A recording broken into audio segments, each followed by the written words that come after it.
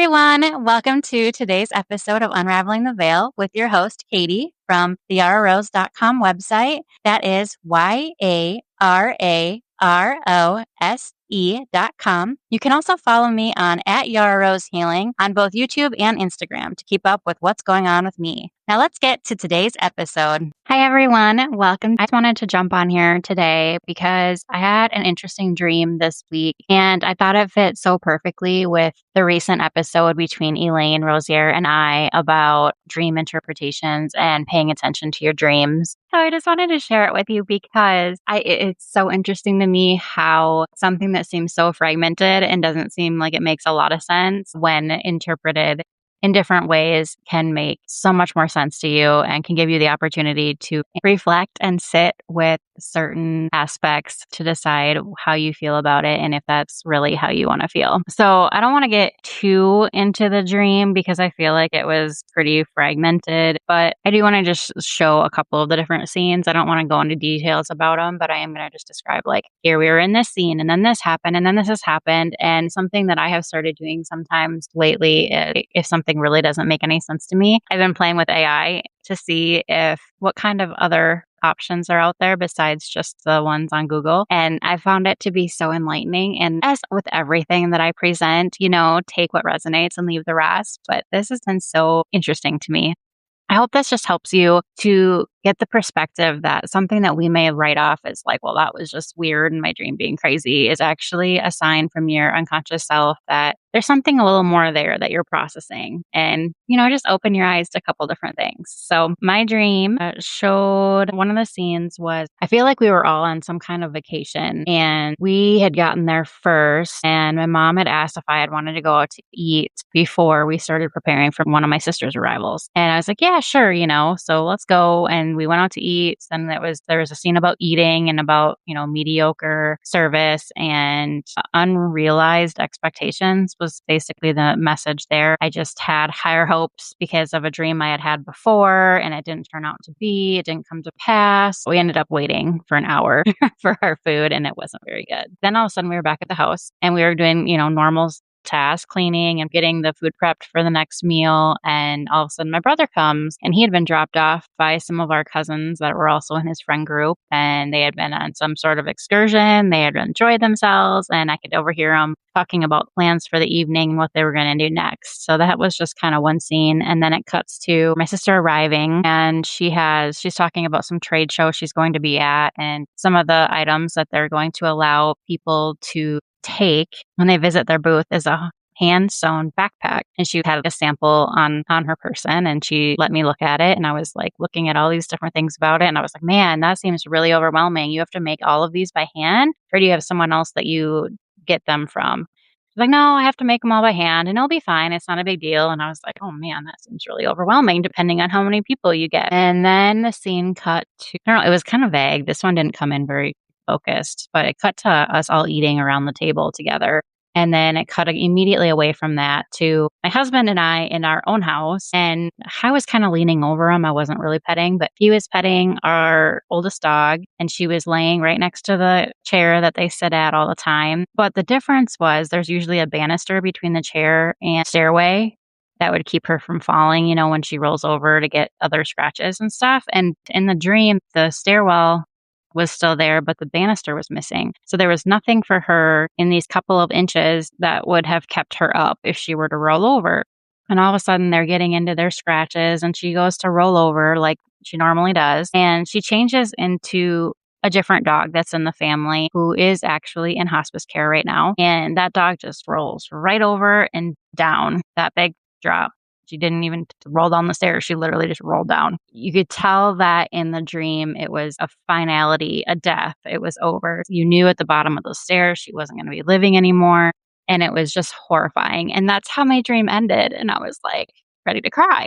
That's not cool. So I'm writing into AI like, this was so crazy. It doesn't make any sense. And then this is what it says. And I'm just going to read it because I think it's really interesting. The atmosphere I sense is expectation equals reality, effort equals impermanence, and preparation equals uncertainty. And given your sister's dog is currently in hospice, I think that the final scene carries more emotional weight than any of the other fragments. The food service, it says psychologically, this feels like a confrontation with expectations, not necessarily negative expectations either, more like sometimes we go looking for magic and discover only reality. The interesting thing is that nothing terrible happened. It simply wasn't what you had hoped for. Preparation for your sister's arrival. This section feels nurturing and practical. Food preparation, cleaning, laundry, getting ready for someone important. They all are symbols of making space, readiness, hospitality, and caring for relationships. Spiritually, preparation dreams often appear when we're adjusting emotionally to someone's arrival, change, or role in our lives. The handmade backpacks, the symbol stands out. A backpack is something that carries necessities, supports a journey, helps someone move through life. The fact that they're handmade, individually created, and your sister intends to make every single one herself is significant. Spiritually, this can symbolize carrying responsibility personally rather than delegating it. Your reaction, that sounds overwhelming. Her reaction, it's fine, creates an interesting contrast. This may not even be about your literal sister. It could represent two approaches to life. One perspective sees the enormous workload. The other simply commits and trusts the process. Your brother returning from an adventure. This scene is brief but interesting. Adventures and dreams often symbolize life experiences, growth, journeys of identity. He is dropped off and immediately planning the next gathering. That creates a feeling of cycles continuing, movement, and life goes on. It's a much lighter symbol than some of the others. The dog by the stairs. This is where the dream becomes emotionally concentrated. Dogs in our dreams often symbolize loyalty, companionship, love, vulnerable beings being entrusted to our care. The stairwell itself is important. Stairs symbolize transitions, movements between states, progression, crossing thresholds. The missing banister changes everything. A banister provides protection, safety, and boundaries. Its absence means something that normally prevents catastrophe is gone. The transformation into your sister's hospice dog. This feels extremely significant. Dreams often use transformation to reveal what the symbol was really about all along. At first, it appears to be one dog, and then it becomes the hospice dog. The dream suddenly reveals its emotional target. That suggests your subconscious was not primarily processing your dog. It was processing your awareness of this dog's condition, vulnerability, mortality, and the feeling of watching something you love move toward a threshold you cannot prevent. The fall. The emotional quality of the fall matters. You described seeing it happen a split second before it happens, knowing what's about to occur, being unable to stop it. The feeling is often more important than the event itself. Psychologically, this represents anticipatory grief. Anticipatory grief often contains awareness, dread, helplessness, and witnessing. Not because the outcome has occurred yet, but because part of us already knows a difficult transition is approaching. The spiritual symbolism. From a spiritual perspective, the stairway is the strongest symbol in the dream. Stairs frequently represent movement between stages of existence, transitions, soul growth, crossing from one condition into another. The missing guardrail is interesting. Spiritually, it can symbolize recognizing that some transitions cannot be prevented by human effort, not because anyone failed, not because someone wasn't vigilant enough, simply because certain passages belong to life itself. How the earlier scenes connect. At first, the dream feels disconnected, but if we look closely, a pattern emerges. The restaurant scene, expectation versus reality. The backpack scene, the weight of what must be carried. The adventure scene, life continuing onward. A stair scene, a threshold that cannot be avoided. All of them touch on a similar theme. Life rarely unfolds exactly as we imagine. We carry what we can, we continue our journeys, and some transitions arrive whether we are ready or not. The emotional core. Given the hospice connection, I suspect the dream may be processing something that many people experience around aging, illness, and mortality. The painful realization that love does not always equal control. You can prepare, care, protect, hope, and remain present, and still be unable to stop certain life transitions. This dream doesn't feel like a prediction. It feels more like your mind and heart grappling with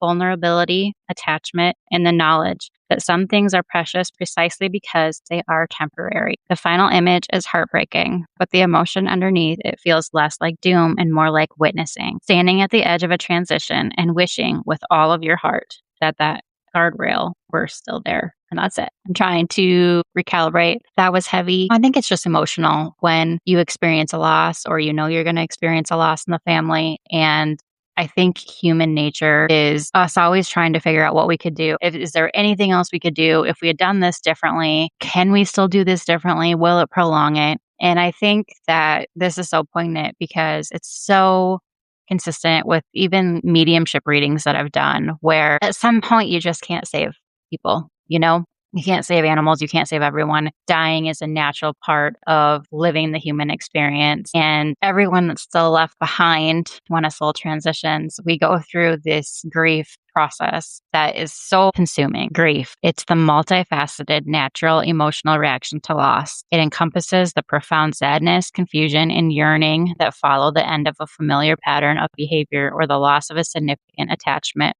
That's the definition, grief. And I don't care that I'm a medium. I don't care that I can still talk to those souls that transition. I'm not exempt from experiencing grief because regardless of the fact that I can still speak with them and see them sometimes in my third eye, I know that there is a change in our relationship. There is a change in the fact that I can no longer, in this case, pet this dog. I can no longer see her smile or see her get excited and wag her tail. And there's going to be grief. There's no way around that. And I thought about it a lot this week after having this dream. And I was like, would I want it differently? Would I want to experience a loss and immediately be like, yay, they're on the other side and they're dancing around? And they are.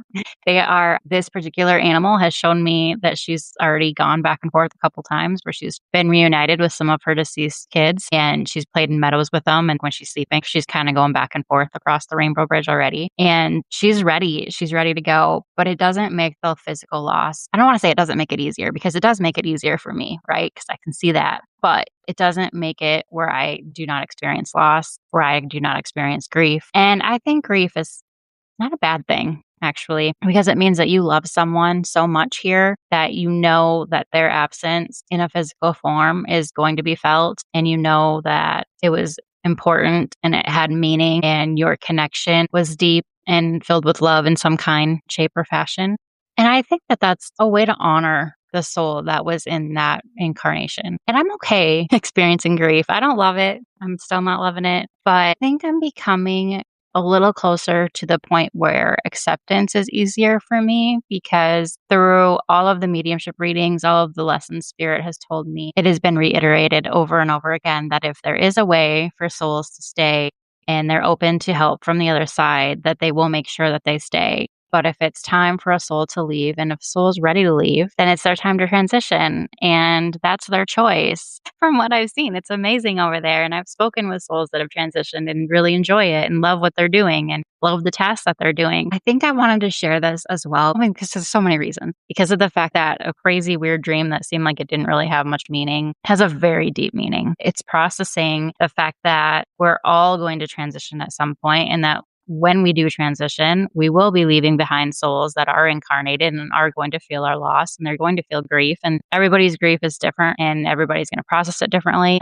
And I think that it's human nature to ask the questions of, could this have been done different? To have a little bit of regrets about what you didn't say. And I think that it's important to remember that if it was possible for things to have been done differently, they would have been done differently. So if you can alleviate that guilt, I would love to help you do that because Spirit's told me that if it could be done differently, it would have been done differently. So if they transitioned, rest easy knowing that there wasn't anything that you could do. Things just lined up a certain way and free will's involved and decisions were made and it is what it is, but they are in a better place. They're no longer in any pain or suffering and they're still watching over you. They're still living life through your eyes. They actually have a really close connection with you now because they're not blocked by their own belief systems and held down by their own heavy guilt, grief, emotions, patterns, and fear. So I thought it was just poignant because it just tied everything together that we talk about all the time. We talked recently about dreams and how they are signs for you and messages for you that you can dig deeper and reflect on and